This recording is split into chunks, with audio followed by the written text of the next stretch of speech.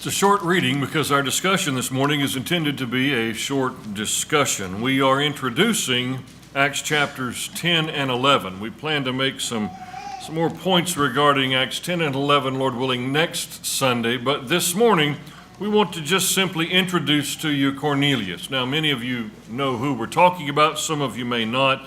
Luke read for us verses 1 and 2 that just introduce him.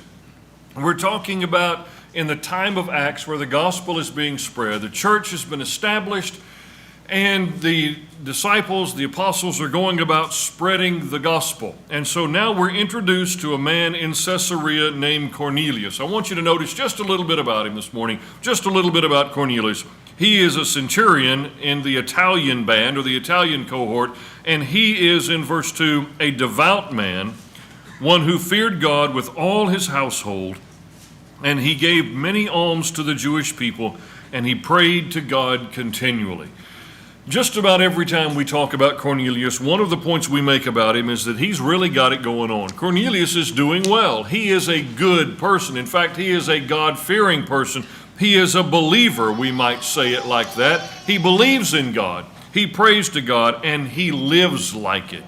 And people know about that.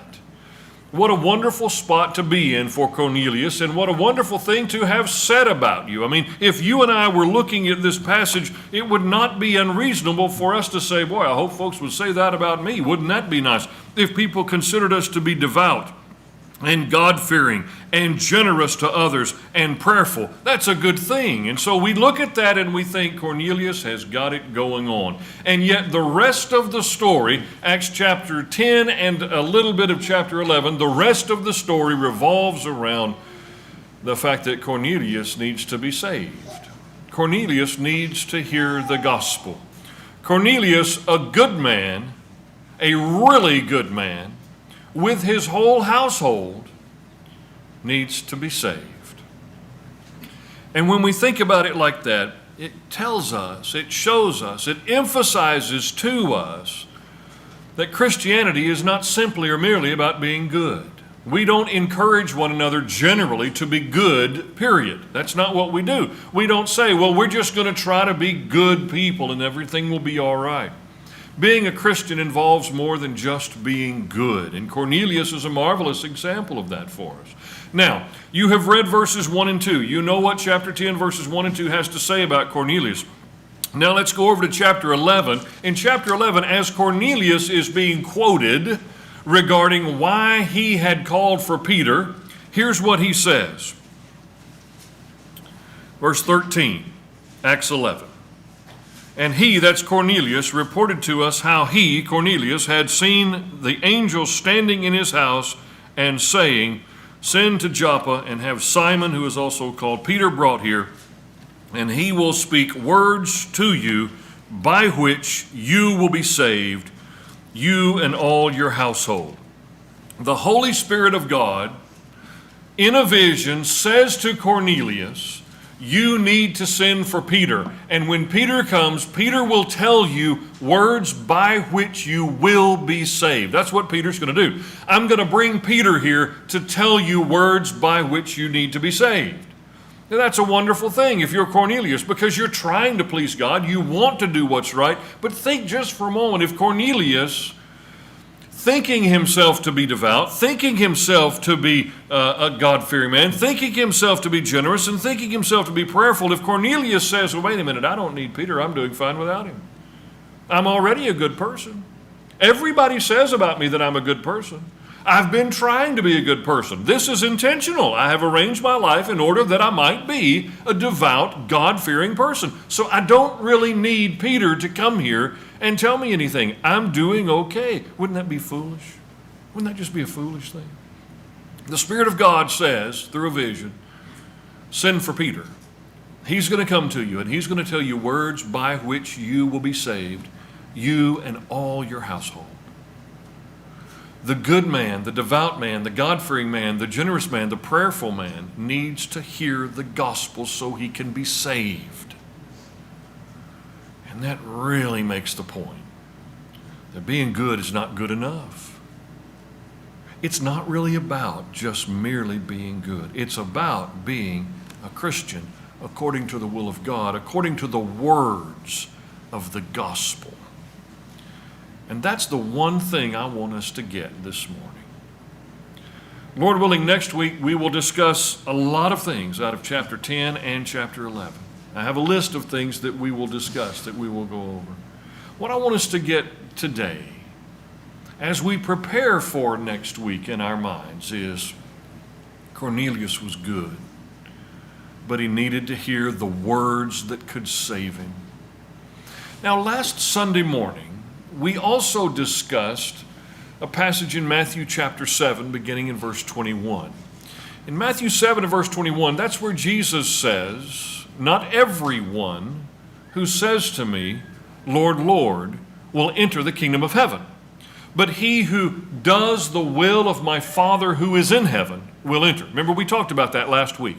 We made some points about that specific statement that Jesus made there. What I want you to do before we wrap up today, what I want you to do in your mind is connect in your mind chapter 11 of Acts, chapter 11 and verse 14, words by which you will be saved, with the will of the Father in Matthew chapter 7, 21. I want you to connect those two. And I want you to see that what Cornelius needed to do, even though he was good, even though he was devout, even though he was prayerful, even though he was generous, even though Cornelius really had it going on, Cornelius needed to do the will of the Father. That's what he needed. And in order to do the will of the Father, he needed to hear the words that described to him the will of the Father. That's what he needed. Now, if Cornelius needed that, as good as he was, you and I need that. Our friends and family need that. The world needs words by which they can be saved, which is the will of the Father in heaven, the gospel. That's what the world needs. That's what Cornelius needed. Sometimes we hear folks say today, we're just saved by faith. You just have to believe. If you believe, everything will be okay. They'll quote for us Romans 10:9. If you just believe, everything will be fine. Cornelius believed in God. Look back at verse 2. He prayed to God continually. The Christian is supposed to pray to God continually. He prayed to God continually. He believed in God. What Cornelius needed to do was apply to his life the will of the Father so as to be saved. And Peter then was sent to him to give him those words by which he could be saved. He and his household. That's what I want you to think about. Read Acts chapter 10 and Acts chapter 11 this week. Read it more than once. The list of things we intend to go through next Sunday is a significant list. There's a lot of things in this chapter. A lot of different things I want us to discuss next week.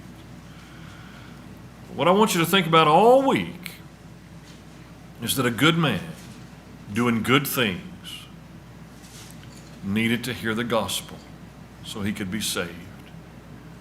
And that means that a good man doing good things wasn't automatically saved, wasn't automatically a Christian. No, he needed to hear the gospel. He needed to apply to his life the will of the Father. And so do you and I. So here's where we'll leave it. Be working on that, thinking about that. And for our purposes right now, if you have not applied the will of the Father to your life, if you have not applied the gospel of Jesus Christ to your life, you need to do that. Please do not sit here thinking, well, I'm a good person. I've done a lot of good things.